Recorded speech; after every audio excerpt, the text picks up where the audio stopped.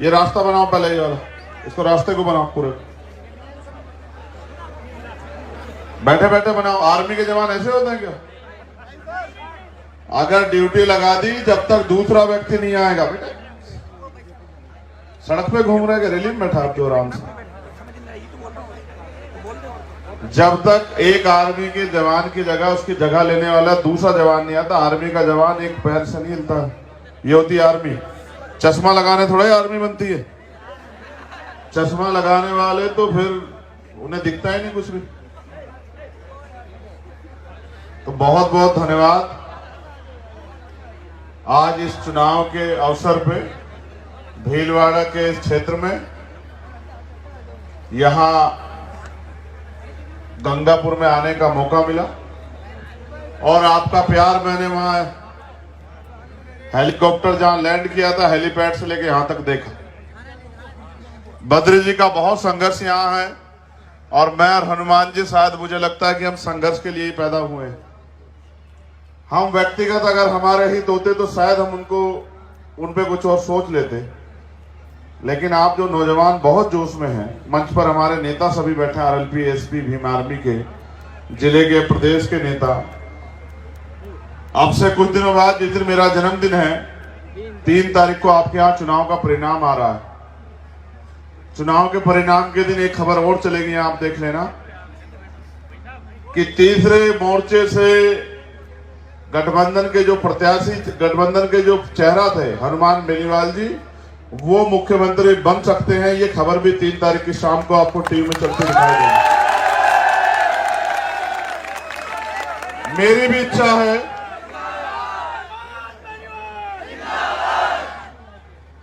मेरी भी इच्छा है कि ये यहां से मुख्यमंत्री बने, लेकिन बनाएगा कौन? मुख्यमंत्री बनाने के लिए आपको अपने क्षेत्र में आने वाली विधानसभा से एमएलए का जो प्रत्याशी है उसको भारी मत से जिताना पड़ेगा। चुनाव का दौर है और 2 सभाएं बाकी है, कपासन और मांडलगढ़। अगर ये दोनों सभाएं ना होती तो मैं बहुत लंबे समय तक आपके बीच बात रखता। मैं आपको बस, मुझे चंद बातें आपसे कहनी है। मैं जानता हूं कि आपने हमेशा मेरा साथ दिया है।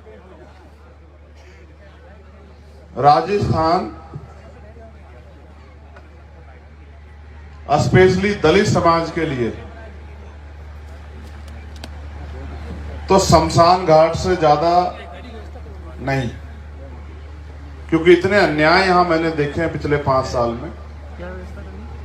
उनसे पहले भी, जब 2 अप्रैल 2018 का आंदोलन हुआ तब, उसके बाद जब आपने सरकार बदल के कांग्रेस की बना दी, उन्होंने तो लूट मचाई कर दी और क्या क्या नहीं किया। ओम प्रकाश रैगर, जितेंद्र मेघवाल, इंद्र मेघवाल, कार्तिक भील, तोला गुजर, पूरन रैगर। और चलो, अगर अपराध हो गया, मैं समझता हूं कि अपराध के लिए एक सोच उस अपराध को आगे बढ़ाती, लेकिन न्याय तो दे दो।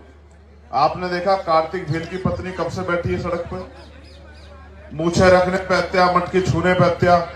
आज आपके पास अवसर आया है कि आप अपने भविष्य का फैसला करें, लेकिन आज आप क्या कर रहे हैं? बस नारे लगा रहे हैं। इससे बन जाएगी ताकत? इससे तो मैं और कमजोर हो जाऊंगा। क्योंकि अगर आप चाहते हैं कि न्याय मिले और अन्याय बंद हो जाए, बहन बेटियां सुरक्षित हो, एक ताकतवर स्थिति हमारे यहां बने, तो लोकतंत्र है। पैसे वाला पैसा मांगेगा, जिसको पैसे वाला बनना है, जिसको गाड़ी बंगले बनाने वो गाड़ी बंगले मांगा। मैं आपसे कह रहा हूं, लोकतंत्र में बाबा साहब अम्बेडकर के कुर्बानियों से वोट का अधिकार हमें मिला। इस वोट से चाहे आप अपने बीच के व्यक्ति को ताकतवर बना दो, चाहे किसी ताकतवर को कमजोर कर दो, और चाहे खुद कमजोर रहो या ताकतवर बन जाओ। आप सबको जिताते आए। मैं तो नहीं आपसे पहले वोट मांगने आया आपके बीच में, बताओ।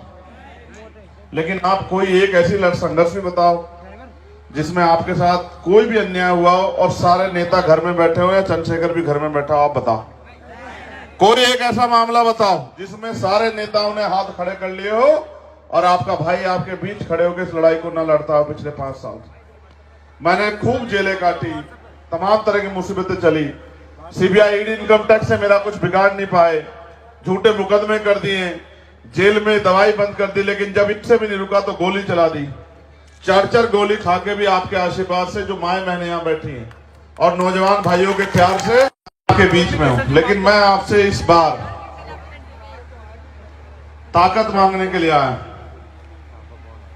सरकार ने जब आप सरकार से अपने हितों की रक्षा की बात करोगे तो वो आपको प्रलोभन तो देगी, कुछ समय के लिए अच्छा खाना भी दे देगी। जब चुनाव आएंगे आपके पैर भी छू लेगी, आपको बराबर में बिठा लेगी। क्या स्वाभिमान सम्मान का जीवन आपको दे सकती है क्या ये सरकारें? इस बार आप पे मौका है। बद्रीलाल जी यहां लड़ रहे हैं, उनके पीछे मैं और हनुमान जी बहुत मजबूती से खड़े हैं। इनको हमने ले जा साथ में, तू भी चला जा वहां भैया।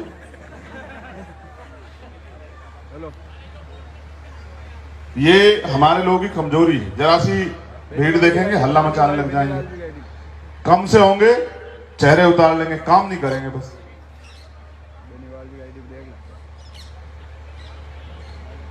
क्या करोगे आज के बाद? ये नहीं लड़ रहे बद्री, भूल जाओ नहीं। हनुमान जी और मैं लड़ रहे हैं, ये बस ये चेहरे याद रख के वोट करना। ये भूल जाना कि बद्री जी लड़ रहे हैं। कभी तुम सोचोगे भाई बद्री जी मेरे दुख में नहीं आए, मेरे सुख में नहीं आए, मेरे घर नहीं पहुंचे, कहीं नहीं जाएंगे बद्री जी। बद्री जी अपना काम करेंगे, आपकी जिम्मेदारी है। ये चुनाव आप लड़ रहे हैं, ये मेरे मान सम्मान का चुनाव है। आपको दिन रात मेहनत करनी है।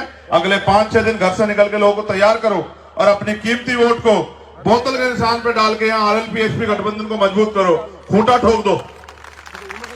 उन ताकतवर लोगों को जो स्वाभिमान सम्मान छीनने काम करें उनको बता दो कि अब राजस्थान में हम गुलामी जैसा जीवन नहीं जिएंगे, सामंतवाद की जड़ें काट देंगे। ये एक एप्लीकेशन 13 तारीख को एक अन्याय हुआ और पुलिस के लोग यहाँ खड़े हैं। अभी ये मेरे कहे से उस तरह कार्रवाई नहीं करते क्योंकि मुख्यमंत्री बीच में आ जाता, कहता रहे नहीं मत करो कार्रवाई, कुछ नहीं। वो ताकतवर लोगों का साथ देता अपराधियों का।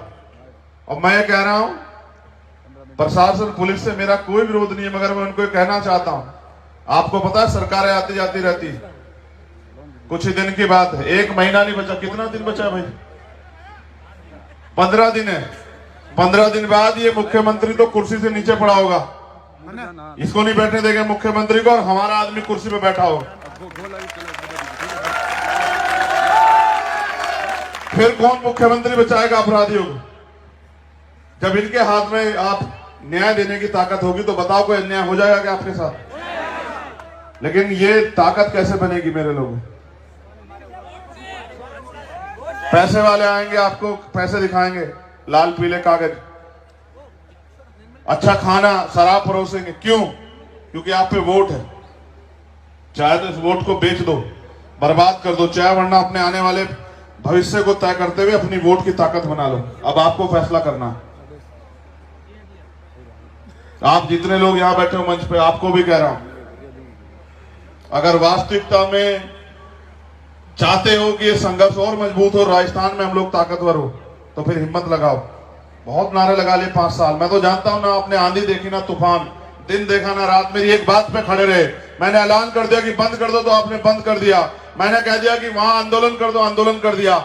लेकिन उन सब चीजों से मैं इतना ताकतवर नहीं हुआ कि आपके आने वाले भविष्य और आपको रोजगार दे सकूं, आपको जमीन दे सकूं, आपकी तरक्की के फैसले कर सकूं, आपके परिवार को सुख सुविधा का जीवन दे सकूं, पक्के मकान दे सकूं। ऐसी व्यवस्था नहीं बनी। वो बनेगी राजनीतिक ताकत से, और वो ताकत मिलने में 5 साल में एक मौका आता है। 5 साल का संघर्ष 0 हो जाएगा अगर आपने ये 6-7 दिन मेहनत नहीं की। और अगर 6-7 दिन मेहनत की तो मेरे लोगों को 5 साल संघर्ष नहीं करना पड़ेगा। मैं तो देख रहा हूं आपके प्यार को यहां से वहां तक। बाबा साहब ने क्या कहा? पॉलिटिक्स द मास्टर किया आपने। बाबा साहब की स्टैचू वहां लगी, मुझे बुलाया, एक छोटी सी गाड़ी सी पे चढ़वा दिया। गिर भी जाता मैं, ये भी गिर जाते, मुख्यमंत्री पता लगा चोट लग जाती पहले ही, और टूटे हाथ पैर में जाता शपथ लेने। लेकिन बाबा साहब को माला तो चढ़ा दी, लेकिन उनके सिद्धांतों पे तो चलो। ये हमारी बहनें बैठी, बच्चियां बैठी हैं। आप बताओ मेरी बहनों, क्या राजस्थान में बच्चियां महिलाएं सुरक्षित है? NCRB का डाटा देखा आपने? कोई बहन 10 बजे रात को निकल सकती है अकेले? आजादी के इतने दिन बाद हो गए, क्यों? जब बहनों को, माओ को, बेटियों को देवी की तरह पूजते हो तो फिर क्यों? फिर इसलिए क्योंकि चारों तरफ दरिंदे घूम रहे हैं, और दरिंदों को सत्ता का संरक्षण है। इन दरिंदों का अगर इलाज करना तो आपको अपनी ताकत बनानी पड़ेगी, वरना मत रोना मेरे सामने अगले 5 साल जब भी अन्याय होगा कि भाई अन्याय हो गया। अन्याय होगा, अगर आपके पास ताकत नहीं होगी आपके साथ अन्याय होगा। माननीय काशीराम साहब कहते थे कि बहन बेटियों की उनका अपमान होता है जिनके पास राजनीतिक ताकत नहीं होती, उनके हाथ फैले होते जिनके पास राजनीतिक ताकत नहीं होती। आज आप पे मौका है, चाहे तो 7 दिन खेलने कूदने में को कर दो नारेबाजी करके, और चाहे काम करना। तुमने देखा मुझे कभी आराम करते हैं? जब मैं नहीं आराम कर रहा तो तुम क्यों आराम कर रहे हो भाई मेरे लोगों? क्या तो मुझे कह दो घर बैठ जाओ, हमें पिटने दो, अन्याय होने दो, मुझे रखने पे हत्या करवाओगे, घोड़ी पे चढ़ने नहीं दे रहे लोग, मटकी छूने पे हत्या कर रहे हैं और सामंतियों के ताकत मजबूत कर रहे हो, लापरवाह हो गए। मैं ना भी आऊं तो भी गठबंधन को वोट करो, और मैं आ गया हूं तो और बढ़ करके वोट करो, और मेरे हाथ मजबूत करके बताओ कि अब ये गुलामी की बेड़ियां कटेगी। निकम्मे नेताओं के भरोसे नहीं रहेंगे जो दोनों सरकारों में बैठे, दोनों पार्टियों में बैठे हैं। वो तो इतने बड़े गुलाम है, आपके लिए एक शब्द नहीं बोल सकते, उनको नेता समझते। देखा कोई बोलता हो? लोगों के आंसू टपक रहे हैं कि आएगा चंद्रशेखर न्याय दिलाने, आएगा चंद्रशेखर, आ जाएगा चंद्रशेखर। लेकिन अगर आपने ताकत बना ली तो चंद्रशेखर की जरूरत नहीं पड़ेगी, हर आदमी चंद्रशेखर हो जाएगा। यहाँ का राजनीतिक ताकत को समझो तो सही। साथ था तो इनकी ये अपील है, बैठे रहो अपनी जगह। क्या नहीं तलवार, रुक जाओ, ये बेटे बैठ जाओ। फिर वही ऐसी फौज से नहीं लड़ी जाएगी लड़ाई, ऐसी फौज तो छोड़ के भाग जाएगी, मर जाएगा नेता। बैठ जाओ, बैठ जाओ, आप भी बैठो भाई, आप भी बैठो। क्या है तलवार? इनको पहले ये दे दो भाई। अब ये बताओ, लोकतंत्र में तलवार में ताकत है कलम में?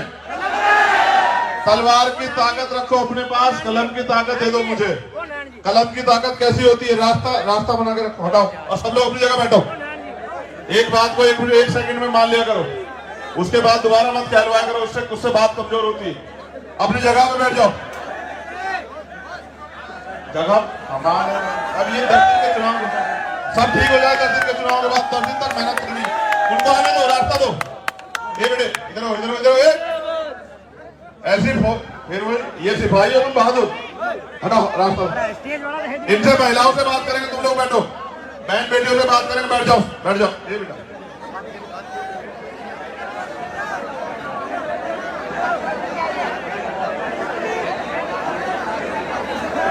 इधर हो जाओ बेटा, बैठ जाओ, बाकी लोग बैठ जाओ, वहीं बैठो अपनी जगह। क्या हाल है आपके बताओ? पढ़े लिखे बच्चों को रोजगार मिल रहा है आपके?